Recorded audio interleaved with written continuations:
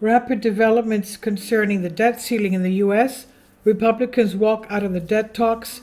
S&P 500 crash possible to minus 20%. The developments in the U.S. regarding the negotiations between Democrats and Republicans to increase the ceiling for the federal debt, $31.4 trillion, are fast. In particular, the high-stakes talk came to an abrupt halt on Friday on Capitol Hill, as Republican negotiators walked out of the room, blaming the White House for stalled talks. Until it's proven that they want to have a reasonable dialogue about how we can move forward and do the right thing, we're not going to engage in discussions. We're not going to sit here and talk to ourselves, Representative Garrett Graves told reporters. We decided to hit pause because it's just not productive, he said. Graves said he did not know if talks would resume this weekend. He said there are big differences on budget issues and the talks will be difficult, White House spokesman told NBC News after the talks ended. Later, the leader of the Republican in the House of Representatives, Kevin McCarthy, confirmed the suspensions of the talks. McCarthy said in response to a question from reporters, "Yes, we have the pause. The president's team is working hard on a reasonable bipartisan solution that can pass the House and Senate." The breakdown in negotiations came just a day after House Speaker Kevin McCarthy said he was optimistic that congressional negotiations could reach a deal in time for a House vote next week. McCarthy said on Thursday, "I see a path where we can come to an agreement." And warning Summers, up to $6 trillion could be knocked off the value of the U.S. stock market by the stupid tests that U.S. politicians are putting the U.S. economy through, according to leading economist Larry Summers. In particular, as he points out, the debt ceiling is a dangerous and unnecessary game. Summers said it's like walking down a busy street with your eyes closed. This is something that endangers the lives of all citizens, both in the U.S. and around the world. But for Summers, playing the debt ceiling card is a dead-end plan that carries too many risks, with historical precedent suggesting that waiting until the 11th hour could cause significant damage to financial markets and the economy of the U.S.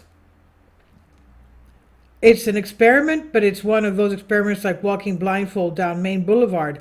You might save her, but trying this kind of experiment, Summers said in the interview, "I think this is a stupid test and I hope it ends as soon as possible," he says. Investors have their backs against the wall. As the U.S. debt deadline looms, the U.S. economy faces several risks.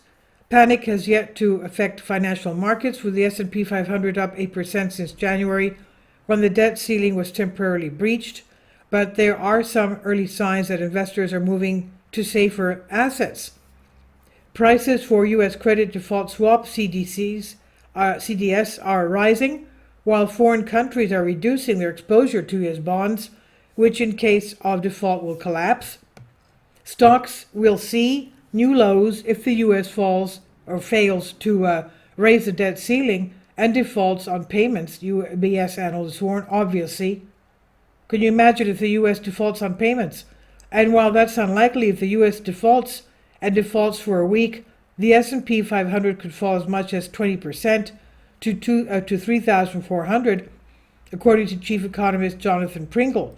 Morgan Stanley's top analyst Michael Wilson this week warned that U.S. stocks could suffer sharp swings if the debt debate continues, even as he predicted a resolution would eventually be reached.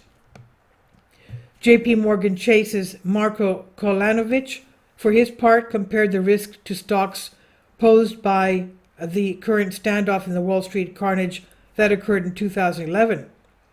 On Wednesday, May 19, President Joe Biden said he was confident that a deal would be reached and that the U.S. would not default on its debt. Summers told CNN there was a very high chance the U.S. would default on its debt, but added that the ceiling would have to be raised sooner, as extending the talks would likely have economic consequences. And those, for example, he says that we have real fiscal problems in this country, are right. So just because you have a problem with me and you're right does not mean you're going to hold me hostage or kidnap me or one of my kids, he said, concluding leaving his nail, quote unquote, for the Republicans. This is on Banking News Greece. I've translated this for you for a Greek article. Please leave your comments and thank you for your support. Kindly support my Patreon account. The daily posts are 5 videos daily, and they are totally different from what I have on my YouTube channel. Thank you so much for your support and that you find all my content so interesting. You'll find the Patreon account details in the description box below.